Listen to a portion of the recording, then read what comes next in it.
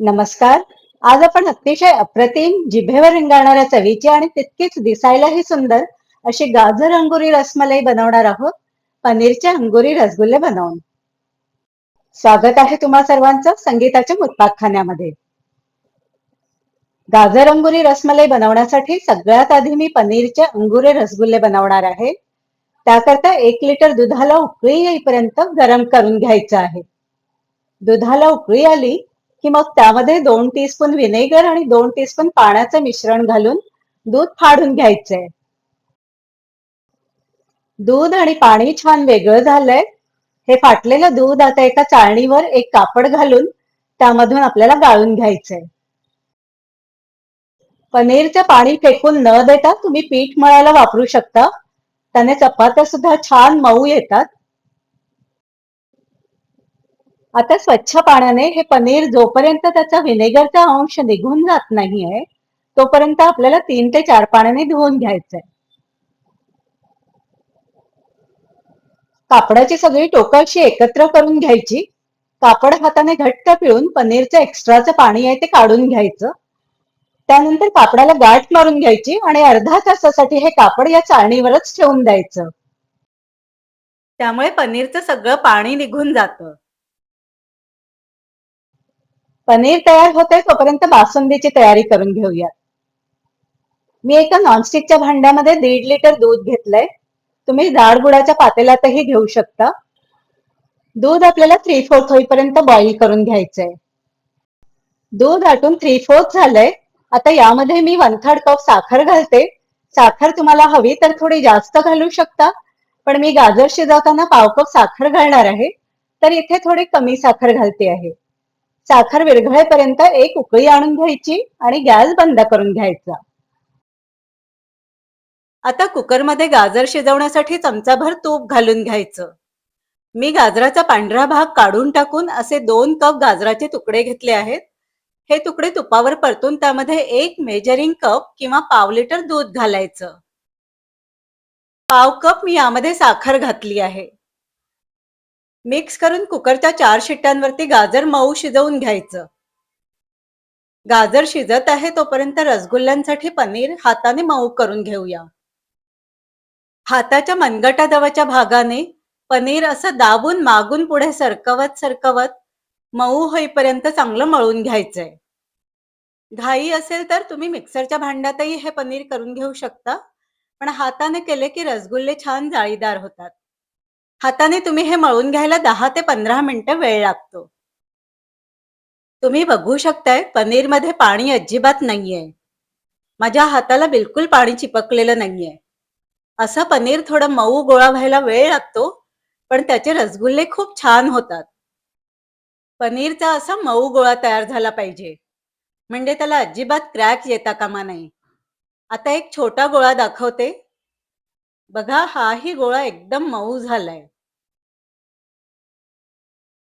आता अगदी वाटाण्या एवढे किंवा त्याहून थोडे मोठे गोळे बनवून तयार करून घ्यायचे, म्हणजे अंगुरे रसगुल्ले अगदी सुरेख दिसतात. पनीरचे अगदी छोटे छोटे गोळे घेऊन मी हे रसगुल्ले बनवून घेते आहे. सगळे रसगुल्ले आता बनवून तयार झालेत. आता एका पसरट जाडबुडाच्या कढईमध्ये मी 1 कप किंवा 250 ml पाणी घातलंय. पाण्याला उकळी आली की मी त्यामध्ये 2 चमचे साखर घालणार आहे. साखर विरघळवून घ्यायची. साखर मी जास्त घालत नाही आहे, कारण हे रसगुल्ले आपल्याला बासुंदीमध्येच घालायचे आहेत. तुम्हाला हवं असेल तर तुम्ही पाव कप साखर घालू शकता. मी इथे पाव चमचा रोज इसेन्स पण घालते आहे. रोज इसेन्स ऑप्शनल आहे, तुम्ही हवं तर स्किप करू शकता. आता यामध्ये सगळे छोटे छोटे रसगुल्ले घालून 2 मिनिटांसाठी झाकण न ठेवता शिजवून घ्यायचं. सगळे रसगुल्ले बघा पाण्यात घातल्यावर तरंगतायत, इतके हलके झाले आहेत. आणि मग झाकण ठेवून 5 मिनिटांसाठी शिजवून घ्यायचं. 5 मिनिटांनी बघा, रसगुल्ल्यांनी कढईचा तळ पूर्ण भरून गेलाय. आपण बनवले होते त्याच्या डबल पेक्षा हे खूप मोठे झालेत रसगुल्ले. रसगुल्ले हलक्या हाताने खालीवर करून पुन्हा 5 मिनिटांसाठी झाकण ठेवून शिजू द्यायचे. कमीत कमी 3दा हे रसगुल्ले असे झाकण ठेवून 5-5 मिनिटांसाठी शिजवून घ्यायचे. असे शिजवून घेतले की ते परफेक्ट कुक होतात. गार झालं की मग त्याचा शेप बदलत नाही. तर पुन्हा 5 मिनिटांसाठी मी हे झाकण ठेवून शिजवून घेते. तोपर्यंत गाजर शिजला आहे, तो हँड ब्लेंडरच्या मदतीने छान बारीक वाटून घेऊया. गाजराची छान बारीक पेस्ट तयार झाली आहे. रसगुल्ले सुद्धा परफेक्ट तयार झालेत. बोटाने दाबले की पुन्हा पुन्हा ते फुलून वर येतात. आता जे दूध आपण आटवलेलं होतं त्यामध्ये आपण ही गाजराची पेस्ट घालून घेऊया. गाजर घालून मिक्स करून घ्यायचंय.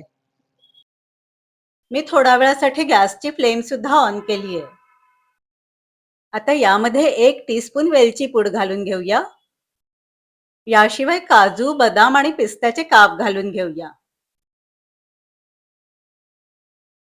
आता तयार झालेले सगळे अंगुरी रसगुल्ले घालून मिक्स करून घ्यायचं. गॅसची फ्लेम मी आता बंद केली आहे. दुधाला पुन्हा उकळी नाही आली तरी सुद्धा चालेल. काय सुंदर दिसते बघा ही रसमलाई. आणि दिसायला जितकी सुंदर दिसते तितकीच खायला अप्रतिम लागते. आता बाउलमध्ये काढून घेऊया. सगळे रसगुल्ले बघा कसे टुमटुमीत फुगले आहेत. आणि गाजराच्या बासुंदीमध्ये घातले की अगदी स्वर्ग सुख. आहा हा. यामध्ये ड्रायफ्रुट्स तर मी आधीच घातलेत. आता गुलाबाच्या पाकळ्या घालून गार्निश करून घेते. तुम्हाला हवे तर तुम्ही थोडे ड्रायफ्रुट्स पण घालू शकता. आशा करते की तुम्हाला माझी रेसिपी आवडली असेल. अशाच नवीन नवीन रेसिपीसाठी आपल्या मुतबाखखाना बाय संगीता या चॅनलला सबस्क्राईब करा आणि येणाऱ्या व्हिडिओच्या नोटिफिकेशनसाठी बेल बटन पण दाबून घ्या. म्हणजे सगळे व्हिडिओचे नोटिफिकेशन्स तुम्हाला त्वरित मिळतील. धन्यवाद.